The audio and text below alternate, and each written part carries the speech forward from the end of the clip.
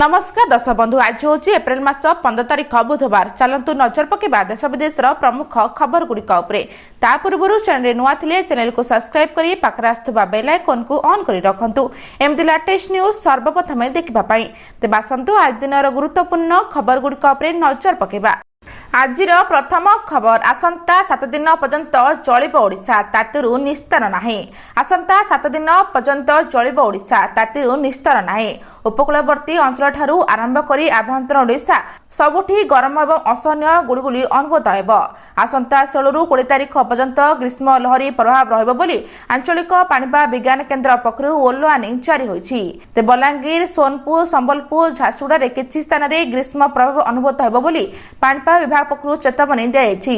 17 तारीख रे ए 4टी जिला सह अनुगुल, बौद्ध एवं कंधमाल पई हिट वेव चेतावनी रहिछि।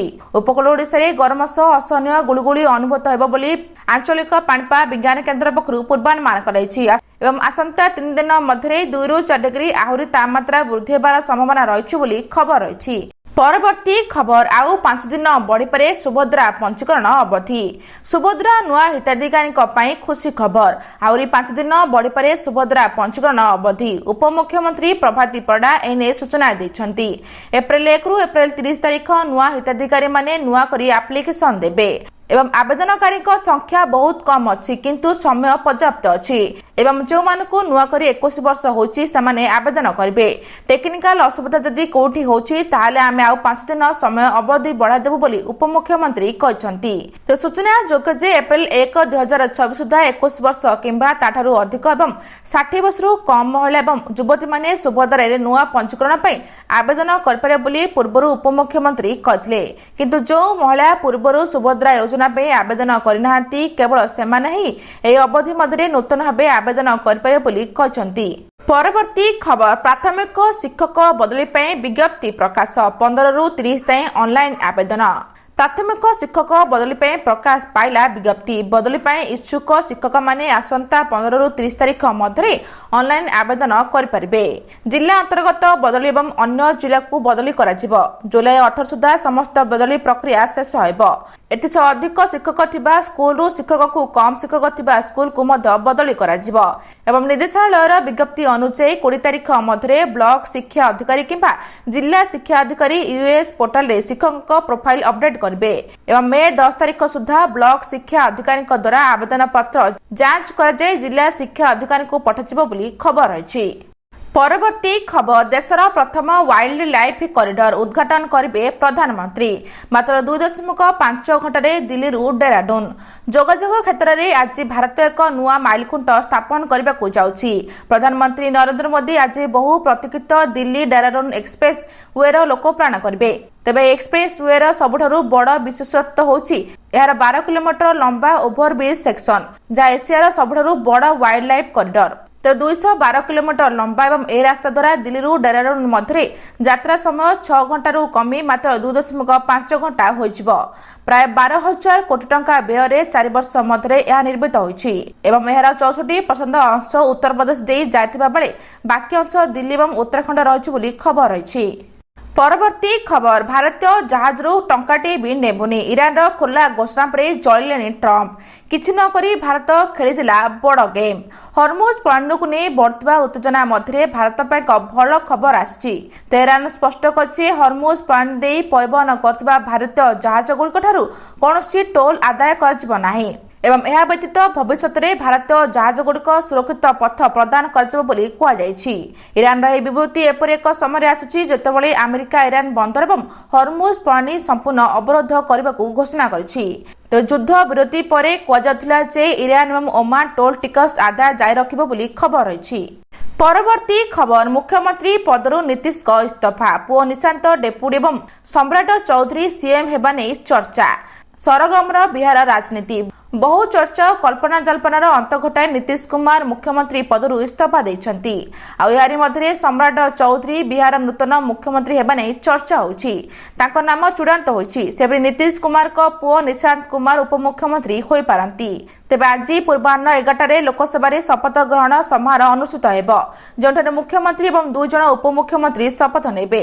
तेबे निशांत कुमार एवं विजय चौधरी को उपमुख्यमंत्री भाबरे नामित करजिबा नै प्राय निश्चित होतिबा नै विशेष सूत्रରୁ ଜଣାପଡ଼ିଛି ବୋଲି ଖବର ରହିଛି। परवर्ती खबर श्रमिकों ପାଇଁ राज्य सरकार को बड़ घोषणा ओभरटाइम कले मिलिब 2 गुण दरमा सीधासलख एकाउंट को जीव टंका।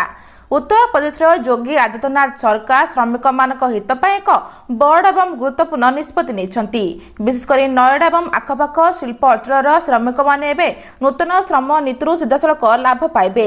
सरकार को नूतन नियम अनुଯାयी जदि जड़े श्रमिक निर्धारित समय अधिक समय काम करती अर्थात ओभरटाइम करती तेबे सेमाने सेमानकर साधारण मजूरीर 2 गुण पाइबे एवं श्रमिक मानक कठिन परिश्रम उपयुक्त स्वीकृति सुनिश्चित करने एक निष्पत्ति नहीं। पूर्व अनेक स्थान में ओभरटाइम ठीक भाव प्रदान कर जहाँफल श्रमिक मानक मध्य असंतोष देखा खबर रही। परवर्ती खबर खरादिने घरोई ग्राहक बिल बकाया थिले कटिबनी विद्युत संजोग। खरादिने घरोई ग्राहक विद्युत बिल बकाया थिले कटिबनी विद्युत संजोग एने उपमुख्यमंत्री एवं शक्ति मंत्री कन्नवर्धन सिंहदेव निर्देश देइछंती। एपरकी बिल पैठ न करबा कारण कोनोसी सीडीएम द्वारा घरोई ग्राहक अघोषित विद्युत काट कर पारिबे नाही। केवल अत्यावश्यक मरम्मती किंबा रक्षणाबेक्षण कार्य पई सामयिक भाव विद्युत काट होई पारिबो। पूर्व निर्धारित विद्युत काट विषय ग्राहक मानक एसएमएस अलर्ट एवं पब्लिक एड्रेस सिस्टम माध्यम आगुआ सूचना देवाई बाध्यतामूलक कर तेबे घोषणार कड़ाकड़ी अनुपालन करने एक दृढ़ मॉनिटरिंग व्यवस्था प्रतिष्ठान करने को उपमुख्यमंत्री श्री सिंहदेव निर्देश देइछंती। जहाद्वारा प्रचंड ग्रीष्म समय घरोई ग्राहक माने आश्वस्ति पाइपारे एवं ए समस्त निर्देशावली को कार्यकारी कर समीक्षा कर एक कार्यानुष्ठान रिपोर्ट दाखल करने को शक्ति विभाग अतिरिक्त मुख्य शासन सचिव को उपमुख्यमंत्री निर्देश देइछंती बोली खबर रही। परवर्ती खबर आश्रम रे झाड़ाबांती घटना मृत छात्री परिवार पर सहायता राशि घोषणा कले मुख्यमंत्री। काकाबंध आश्रम रे झाड़ाबांती चिकित्साधीन अवस्था जड़े छात्री मृत्यु होता घटना ए घटना गंभीर शोक प्रकाश करने सह मृत छात्री परिवार पर सहायता राशि घोषणा करछंती मुख्यमंत्री। मुख्यमंत्री को रिलीफ पांठि 3 लाख टंका सहायता राशि घोषणा करछंती। एथिसह स्कूल प्रधान शिक्षक को निलंबित कर सूचना थाई कि रासगोविंदपुर ब्लॉक अंतर्गत गाँ अमरदा पंचायत स्थित काकाबंध आश्रम विद्यालय विषाक्त खाद्य खाई 150 रु ऊर्ध्व छात्र छात्री झाड़ा बांती ज्वर मुंड और पेट व्यथार शिकार होते। तेज रविवार रासगोविंदपुर गोष्ठी स्वास्थ्य केन्द्र में चिकित्साधीन थिले बोली खबर रही। परवर्ती खबर ईरान को परमाणु बोमा शक्ति रोकने को भारतर सहायता लोड़िला इजराइल। इजराइल वैदेशिक मंत्री गिदोन सार मंगलवार दिन भारतर वैदेशिक मंत्री डॉक्टर एस जयशंकर सह फोन रे कथबार्ता होती। उभयों मध्य पश्चिम एशिया बिगुड़ुवा परिस्थिति को खासकर ईरान लेबनान और हरमुज प्रणाली सुरक्षा संबंधित आह्वान को नहीं विस्तार भाव आलोचना होता। तेबे संपर्क में सूचना दे इस्राएल विदेश मंत्री सोशल मीडिया एक्स रे पोस्ट करछंती। तेबे गार कहछंती आंतर्जातिक समुदाय सुरक्षा लगी ईरान को परमाणु बोमा हासिल करबारे रोकबा अत्यंत अनिवार्य अटे। से एक्स रे पोस्ट करी लिखिछंती प्रत्येक थर भली एथर मध्य भारतीय वैदेशिक मंत्री डॉक्टर एस जयशंकर सह सुखद आलोचना होतिला बोली से कहछंती। आज एतिकी भिडियोटी भल लगे चैनल को सब्सक्राइब करी भिडियो को गोटे लाइक करी शेयर करबा जमा भी भूलिबेनी। रहउची नमस्कार।